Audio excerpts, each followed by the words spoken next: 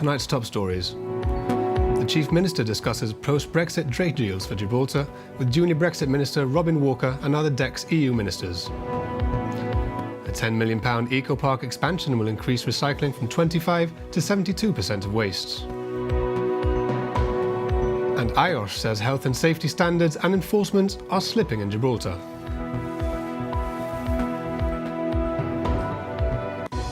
Good evening. Gibraltar and the UK have put a mechanism in place to ensure that Gibraltar is consulted on the free trade agreements the UK plans to negotiate outside the EU. This was agreed at the third meeting of the Joint Ministerial Council on Brexit between the UK and Gibraltar governments, which took place in London this morning. The meeting coincided with the latest round of talks between the UK and the EU in Brussels. The talks moved on to a new phase with an agreement to establish a working group to discuss gambling. The Government of Gibraltar and HM Treasury agreed to continue to work closely together on financial services, committing to a programme of work on insurance and discuss Gibraltar's proposal for tax treaties. Minister at the Department for Exiting the European Union, and we've had a series of useful discussions today with Fabian Picardo, the Chief Minister of Gibraltar, and his team to make sure that we are taking their views into account as we prepare for negotiations with the European Union. We're working very closely with colleagues from the Foreign Office and the Treasury, bringing in officials from the Department for International Trade and the Department for Culture, Media and Support to make sure that we can address Gibraltar's key concerns about market access and trade. We've reached some useful agreements today to ensure we can consult Gibraltar on future trading arrangements that Britain makes beyond the European Union, and to address their concerns and seek out the opportunities for Gibraltar in this process. A very positive working environment has been established to make sure that Gibraltar's concerns are at the heart of our negotiating position, and I'm looking forward to future engagements with Fabian Picardo and his team as we seek to ensure that both Gibraltar and the UK achieve a successful future partnership with the European Union. Today we've had a very constructive engagement with ministers from DEX EU, ministers from the Foreign Office, and even ministers from the Treasury. We had Robin Walker from DEX EU, Sir Alan Duncan from the Foreign and Commonwealth Office, and Stephen Barclay from the Treasury. All of them engaged in detailed discussions about how we ensure that future market access for Gibraltar, how Gibraltar is going to be represented in the negotiations as part of the UK's negotiation with the European Union. And also we've had the presence of officials from the Department for International Trade about how Gibraltar is able to form part of the international trade agreements the United Kingdom does in the future, and officials from the DCMS department looking at gaming issues which are relevant to Gibraltar-based operators. A very constructive, very positive meeting, and very, I think, exactly the sort of full involvement that we would have expected in order to be able to ensure we protect Gibraltar's interests in the context of Brexit. The Deputy Chief Minister said there are no legitimate reasons for excluding Gibraltar from any new arrangements on aviation following Brexit. Joseph Garcia made the comments in an interview in the European Business Aviation Association's trade magazine. In the article, Joseph Garcia says the question of Gibraltar's exclusion is one that engages fundamental EU values, ideals and legal principles, adding the ROC's EU entitlements cannot be trampled on because of its size and importance. Dr. Garcia cites the European Commission's estimate for the yearly cost of the current fragmentation of European airspace, €3 billion and an additional 50 million tonnes of carbon dioxide. He says this is just as frustrating for Gibraltar as it is for anyone else. The Deputy Chief Minister sets out the operational hurdles Gibraltar faces as a result of the dispute over EU aviation rights. These include Gibraltar's suspension from EU regulations on compensation and the rights of those with reduced mobility, the difficulty in processing passengers across the border when a flight is diverted to Malaga, and the restrictions on the use of Spanish airspace, which require aircraft to fly a non-standard approach to Gibraltar Airport, including making a 90-degree turn at 3 nautical miles from touchdown. Joseph Garcia describes the 2006 Cordoba Agreement as a practical and diplomatic solution, which would have brought economic benefits to both the ROC and neighbouring Spain. He says there is no dispute over Gibraltar or the territory on which the airport is built, and adds there's only one correct answer to the issue at hand: the automatic application to Gibraltar of civil aviation measures in accordance with its status under EU law. The £10 million eco-park expansion project, which aims to increase waste recycling from 25 to 72%, is to be set up at the old incinerator site. The project, approved unanimously by the DPC, will create 60 new jobs. It will start with waste separation, with plans for expansion. Christine Vasquez spoke to project director Jelaine Delipiani. The new eco-project will actually be an expansion of existing facilities. As I'm sure you know, the eco-park opened in July 2015, and we currently receive cardboard, plastic, paper, waste electronic, metal, and we actually treat all this waste and then send it on to end users. I believe that starting with separation, but room for expansion. Most definitely. I think Gibraltar is a very small place, and so we can't take up a site with a project that's finite. It's got to be scalable. So we're looking at various treatment machines that will, for example, turn the organic waste into electricity, which means we'll be able to sustain the plant and we won't be drawing from the grid locally. Also, in terms of where you're going to export to, the project, I believe, allows for flexibility. Very much so. Because of the actual plant machinery that we're bringing in, the waste that is not recoverable, so the organic waste and waste that isn't sold on, will be placed into hermetically sealed boxes, and that allows now for there to be shipping via vessel and not just via the land frontier. And politically important that Gibraltar has self-sufficiency. I think Gibraltar needs self-sufficiency in all areas, but I think in waste we are particularly vulnerable. I mean, lately, post-Brexit, the frontier has had its issues, as we all know, and when we've had waste trucks stuck at the border, we've been lucky that they've been waste electronic and not organic waste, because we don't carry it at the moment. So imagine if a waste truck with a tarpaulin full of organic waste is stuck at the border for a day. I mean, we'll all suffer, and it will give our neighbours greater power over us, because they'll exploit that vulnerability. So we have to be self-sufficient in as many areas as we can. And if I can say as well, the reason this project is so good is because we're going to be shipping, aside from what we still try and ship via the border, because we want to work with everybody, we'll be shipping about 50 containers a month. That will create volume in the port, which means that local businesses will also have an option to use the shipping lines that were perhaps prohibitive before, because, you know, demand drives prices down. So it will help local business as well, we feel. Well, something that I have to bring up are people's claims that the contents of the recycling bins are actually mixed, so it's actually not worth recycling at all. I'm really glad you brought that up, because last Thursday, whilst I was waiting to present to the DPC, somebody actually said that to me. Well, what's the point? You know, we recycle and we know it's all being mixed and going to landfill. But I can assure you that it doesn't. Whatever you're putting in the bins in Gibraltar is coming to the eco-park, it's being recovered. I mean, in the end, waste is a business. So we'd be very foolish to take what you've separated and throw it away when it's funds for the Gibraltar government and for Metal Rock. We recycle 25% of waste, and you hope to take this up to 72%? We are indeed, and these numbers we've arrived at by working with the ESG, by working with government, so it's not a figure we've plucked out of the air. We've really been held to task on those numbers, and I believe that that puts us amongst the top 5 nations for recycling worldwide once we achieve those targets. So very proud of Gibraltar. The Gibraltar Ornithological and Natural History Society is criticising the government's approach to tuna conservation. This follows the temporary suspension to tuna open season announced by the Environment Department. The rationale behind the break was to ensure the season can be extended to the latter part of the summer, as catches have been high so far this summer, exceeding 9 tonnes after just 4 weeks. The overall limit is set to increase from 13 to 15.5 tonnes for the season, which GONHS says is proportionally higher than any other Mediterranean jurisdiction. The Society questioned the increase, especially as there is no commercial tuna fishing in Gibraltar, so this is only for the benefit of recreational fishers. And health and safety standards are dropping locally and enforcement is slipping. That's the view of the Institution of Occupational Safety and Health, IOSH, which held its AGM recently, re-electing Richard Labrador as chairman. The group says it had hoped the Health and Safety Council, which the government reintroduced last year, would take the initiative on issues like the biannual Health and Safety Seminar. However, this has not happened. Rosa Stengo spoke to Mr Labrador and also to the Minister with responsibility for health and safety, Samantha Sacramento, who rejects the claims.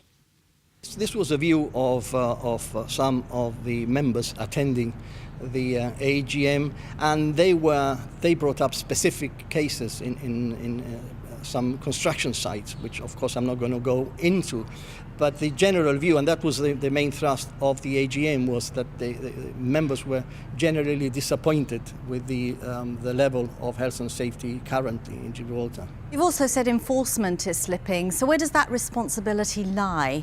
That's with the factory inspectorate, and again, the argument was that there had been some incidences in several workplaces, and those attending weren't particularly satisfied at the way it'd been handled. The Health and Safety Advisory Council was set up or re-established last year, but according to you, apart from its inaugural meeting, it hasn't actually met since. What's happening there? The council, as you said, was reorganised last year or the year before, I can't remember, and as far as we are aware, it hasn't met. I'm a member of the council and nobody's contacted me, so as far as we are aware, it hasn't met. The council was first started by Jaime Neto when he was minister, perhaps over 20 years ago. But then when the Health and Safety Advisory Council faded away, I took it upon myself, and with, ironically, Jaime's brother, Michael Neto, in Unite, we've been organising the seminar for several years with the support of government. But this time we thought that if the Health and Safety Advisory Council is there, it's really up to them to take the lead, and we would support them. But unfortunately, nothing has happened. Well, that is absolutely not accepted. The standards that we have for health and safety in Gibraltar are extremely high.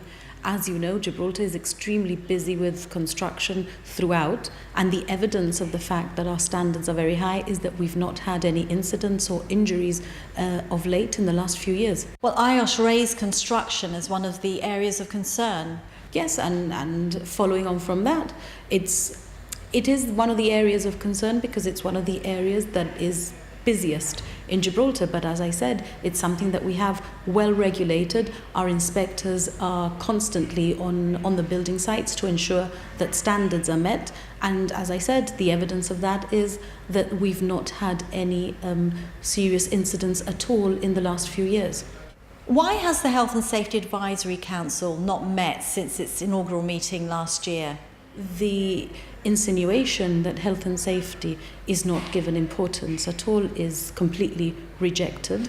The mandate of the council is carried out continuously. One of the things that we need to do is ensure that checks are in place, that standards are being complied with, and the evidence of how strong health and safety is that, as an example, when we learned of the fire in the Grenfell Tower recently, as a minister with responsibility for health and safety, I immediately convened a meeting of health and safety and fire safety.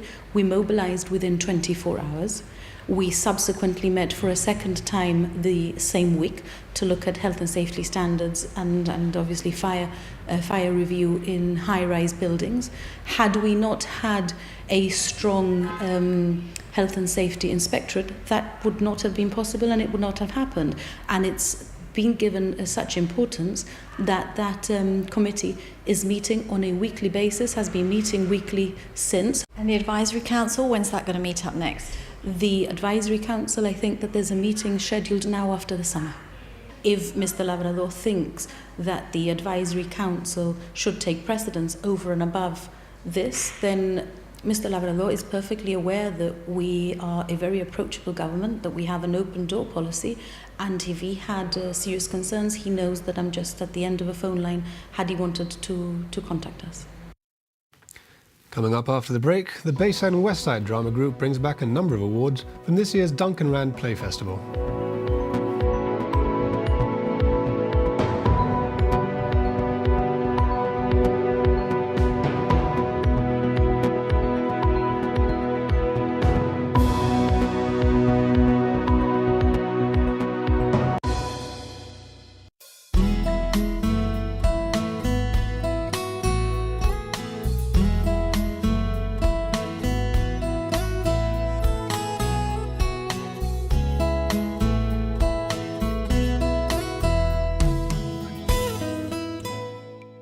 Redesigning space. Make your living space work for you with Interbuild. We'll be fast one.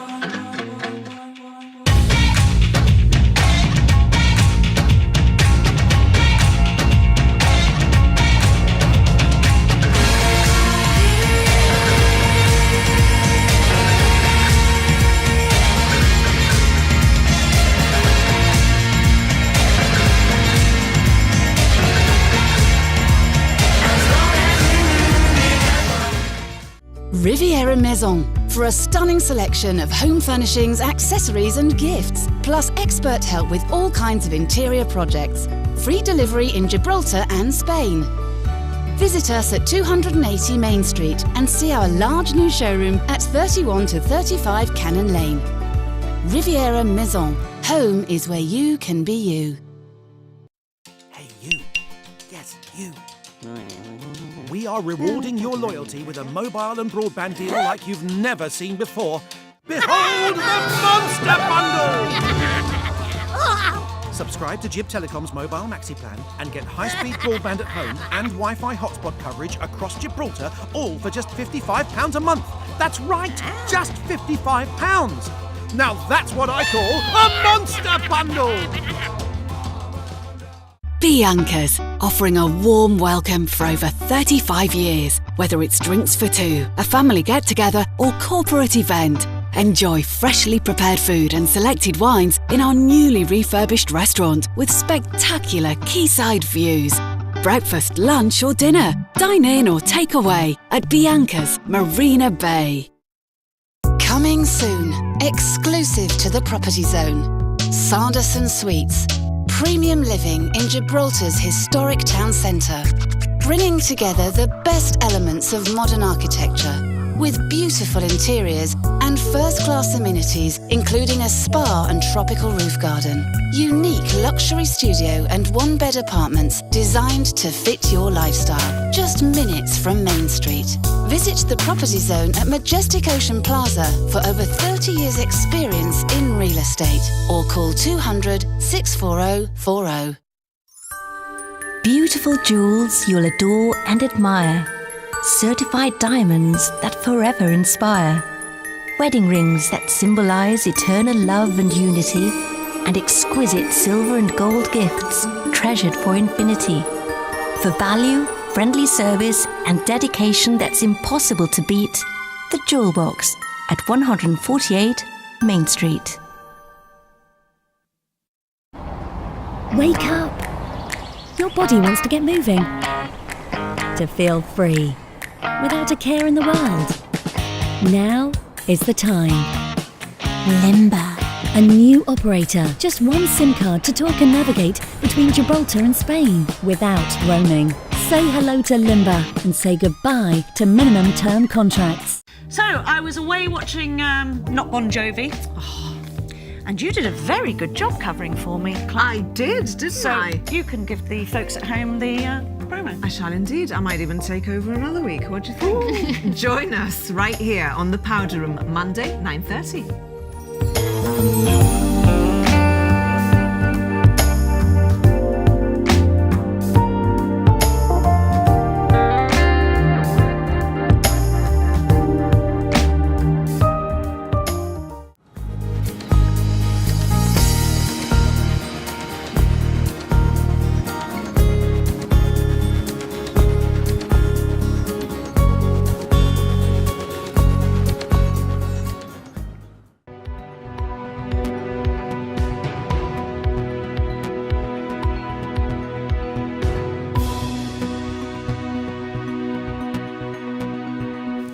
Welcome back. The Bayside and Westside Drama Group are back on the rock and have brought with them a number of awards from this year's Duncan Rand Youth One Acts Play Festival. This is the second year that the group have won awards at the Drama Festival in Kent. Kevin Drury spoke to the group's director, Julian Felice, who also penned their two entries, The Amazing Angel Man and London, Madrid, Paris, Brussels, and so on. We won Best Play with Angel Man and Best Original Play as well. We won a couple of individual awards. Our lighting and sound operator, Liam Bayested, he won Best Technical Crew for Angel Man as well. And then Mohamed Asharki won Best Supporting Actor for London. So it was a successful visit. And Julian, no doubt for you as a playwright, it must be really exciting to see two of your original plays actually winning awards and two plays dealing with hard topics, with serious issues. Yeah, absolutely. Angel Man obviously was trying to tell a story of a young man suffering from Angel Man syndrome, and then in London we explored issues to do with terrorism, with religion, with immigration, with tolerance. So, you know, those are really kind of challenging topics for our students to tackle. But as always seems the case with these particular actors, you know, whatever you throw at them, they're very willing to pick it up and go with it. And I think they did those topics absolute justice. Obviously not your first visit to this particular festival, and you have a very good relationship with the Medway Theatre Group, who also visit Gibraltar every year. What sparked the relationship in the first place? Well, I used to run Medway Little Theatre Youth Company. I was based in the UK, and I did a lot of work at the theatre, and I took part in the Duncan Ran many years. So when the drama festival was revived here locally, I thought, you know, it would be a nice opportunity for the students to take part in a different festival with its own ways of doing things, its own different traditions, and also, of course, it's a nice opportunity for us to implement everything that we learn from the experience of taking part here. No? So that's a very useful experience. And yes, the connection between the two of us are very strong. I'm sure that's going to continue for many years. And no doubt an amazing experience for the young players as well, having played out these stage plays locally in Gibraltar to a home audience, and perhaps with the comfort that brings, taking these plays out and staging them before an audience which they don't know. Yes, absolutely. I think it's a great opportunity for them. I think, no, I mean, and it's a very intensive few days that we spend in. I think the kids end up exhausted, really, as do we. But yes, it's a very good opportunity for them. You know, they get a chance to try things out differently. It's a very different stage to the one here at the Inces Hall, so there's different challenges as well. And yes, then they also have the opportunity to work with the other company. We do a workshop together, so friendships are formed, and it's great. So it's a very valuable experience for all of us. Miss Gibraltar 2017 has been presented with the prize money by Culture Minister Stephen Linares in a presentation today at the City Hall. 24-year-old Jodie Garcia received a cheque for £2,000, with a newly crowned Miss Gibraltar also set to receive a £3,500 clothing allowance. First Princess Tessa Brito was presented with a cheque for £1,000, with second Princess Sean Dean being given £500. The three women will go on to represent Gibraltar internationally at the Miss World, Miss International and Miss Supranational pageants later this year.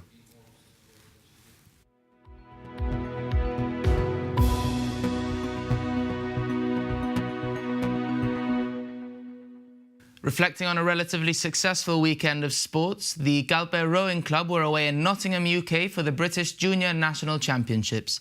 Having recently won the domestic season for a fifth consecutive year, the next challenge was always going to be a massive step up.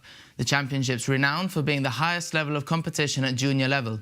That said, the relatively young local squad held their own. Ariane Rizzo, Sophie Peralta, Francesca Cincota, Ivan Viñales, Rhys Kenyon and Jared Silva all doing very well to make it as far as their own respective finals. Then Jack Pryor and Julian Viñales, just 16 and 17 years of age, managed to achieve a brilliant bronze medal in the under-18 double sculls.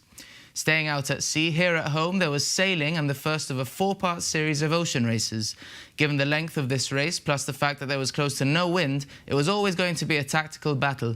Despite a great start for Mikko Shepard-Capurro in Andromeda, it was Monty Spindler in Temptress who was quickest to react to the shifting winds.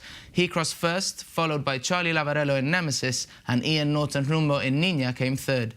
Athletics, and at the Under-23 European Championships in Belgrade, Zayan Hook raced in the 200-metre women's heats. The competition proved too tough, unfortunately, as she finished in last place. Staying with athletics, and the red-hot Geray Torres is in the form of his life at the moment. In Watford, UK, he raced in an open meet and came second in the men's 400-metre, setting himself a new personal best of 49.35 seconds in the process. In rhythmic gymnastics, local star Emma Bosio has been away at the 6th Stellenbosch International Interclub competition in South Africa. And what a couple of days it proved to be. The 16-year-old performed brilliantly against fierce competition to achieve her recommended scores. Hours and hours of hard work and dedication look to be paying off for Emma as she goes from strength to strength in the sport.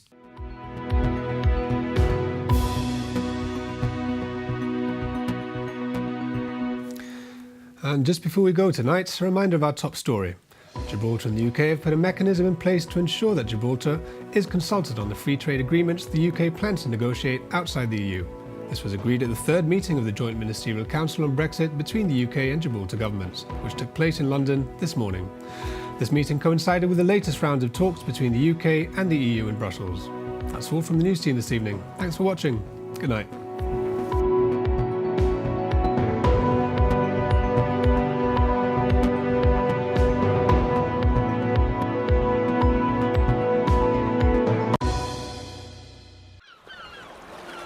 the weather forecast. Brought to you by Gib Telecom, Gibraltar's leading telecommunications provider.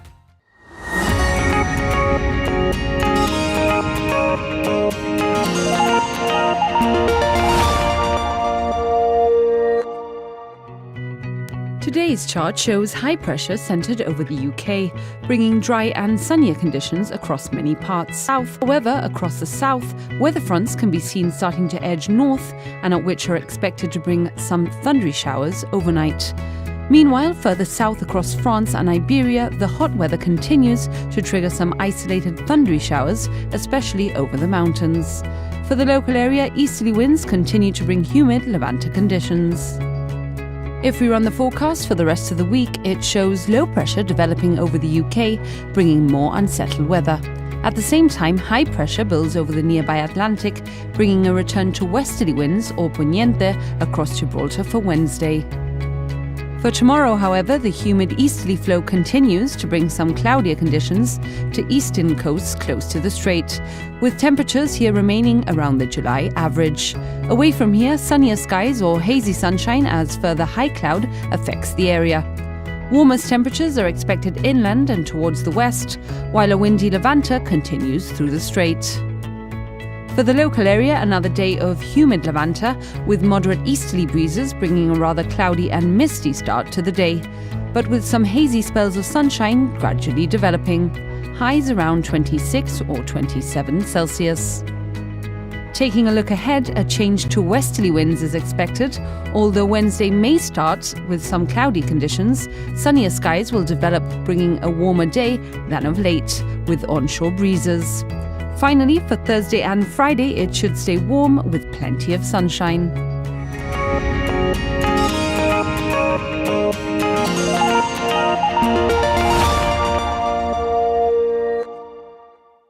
The weather on GBC, in association with MeteoGib, your local weather consultancy in Gibraltar.